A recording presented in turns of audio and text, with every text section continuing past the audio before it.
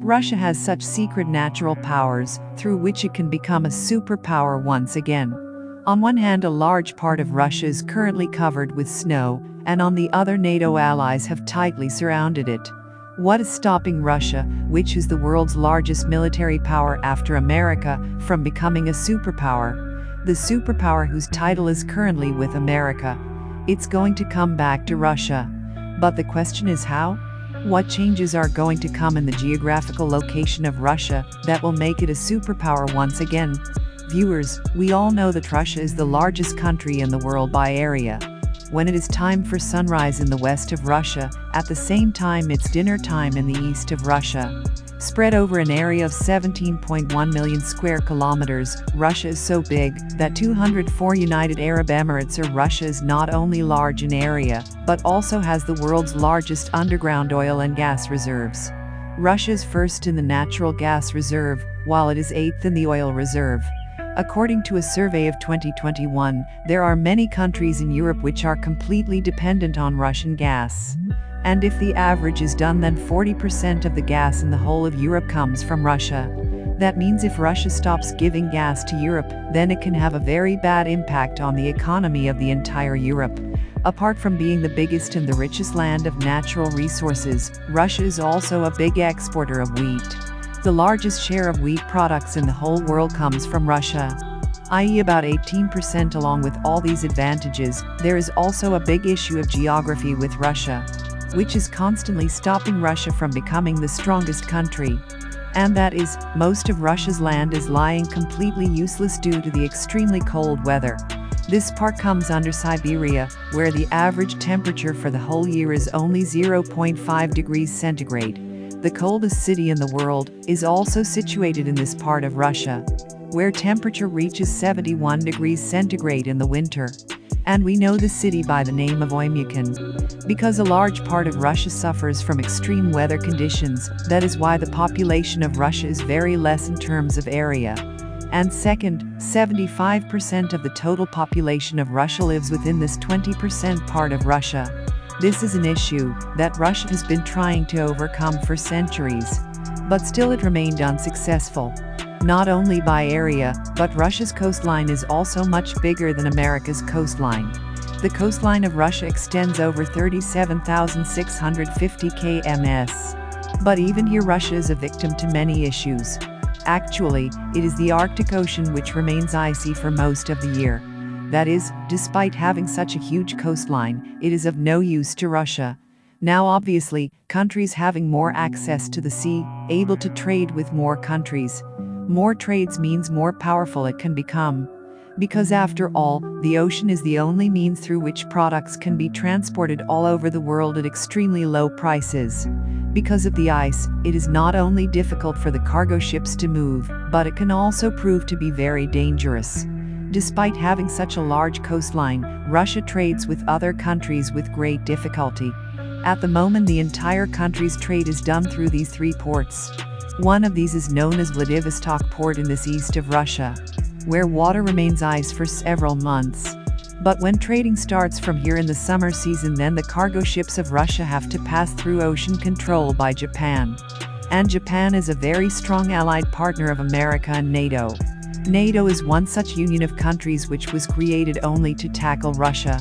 That is, if Russia tries to attack any NATO country, then all other NATO countries will support it. On the other hand, Russia's St. Petersburg port also faces the same situation.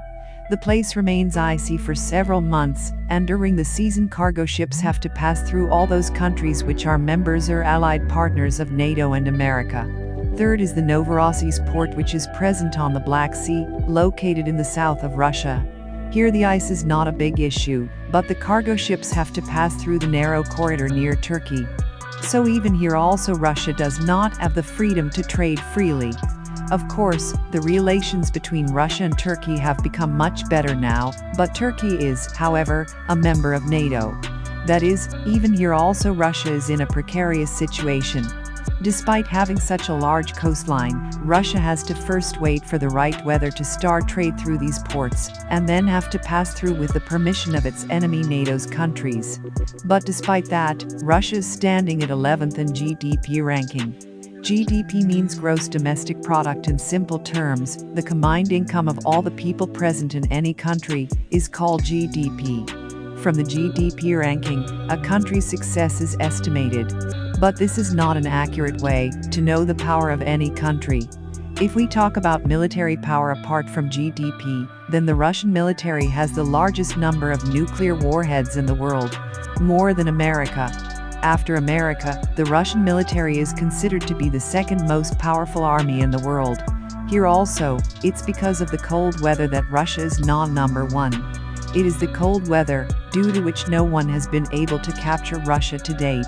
Napoleon tried to capture Russia with more than 6 lakh military troops. But due to this cold weather, his army had to kneel down. 1 lakh soldiers out of 6 lakh only managed to return alive. In World War II, Hitler attacked Russia with 38 lakh soldiers. But it remained a far-fetched dream. More than 1 million German soldiers were killed, and the rest of the survivors were taken prisoner by the Russian army. Hitler was so shocked by this defeat that he committed suicide. By now you must have also noted that it is the cold weather that is stopping Russia from progress. That is, if this cold weather of Russia is removed, then it can grow stronger by using the sea in the north for trading. Apart from this, many areas of Russia are full of precious minerals like gold, uranium and diamond.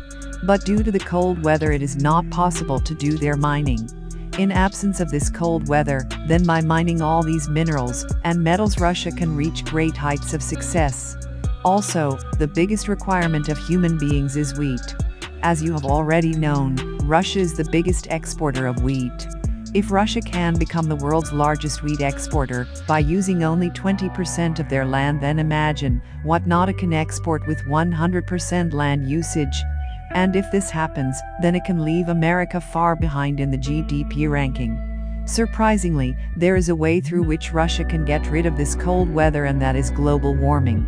Due to global warming, it is possible that Russia may once again become a superpower in the coming years. See this heat map for reference, and these are the countries where the average temperature is up to 11 to 15 degrees centigrade, and this temperature is considered to be the best temperature of human productivity. Places where the average temperature is less than 11 degrees centigrade or more than 15 degrees centigrade, human productivity will start decreasing. For the time being, this range of temperature falls on America, Europe, Japan, China, and South Korea. And surprisingly, all these countries are listed as successful countries. But experts believe that due to the melting of ice every year due to global warming, by 2280 this temperature range will move further north. And then it will be the time for Alaska, Canada, Greenland, Iceland and above all, Russia to shine. According to the analysis of NASA, in 1979 the ice of the Arctic Ocean was so much visible, but with the passage of time this ice melted, and by 2019 only this much ice is left. According to this data, the ice of the Arctic Ocean is decreasing by 13% every year. And if all this continues like this, then by 2035, there will be no ice in the Arctic Ocean. And Russia is going to benefit the most from this. Along with all these things, Russia also has another advantage. The ocean level is increasing day by day because of the melting of ice due to climate change. That is, when the ocean level will increases, first of all, it will engulf the coastal cities. America, whose major cities are built on the coast, may have to face a lot of trouble in the coming years, which also includes evacuating entire cities. And obviously this will cost millions of dollars. In contrast, Russia, which has only 3 cities on the ocean front, and all other major cities are at least 600 kilometers away from the ocean.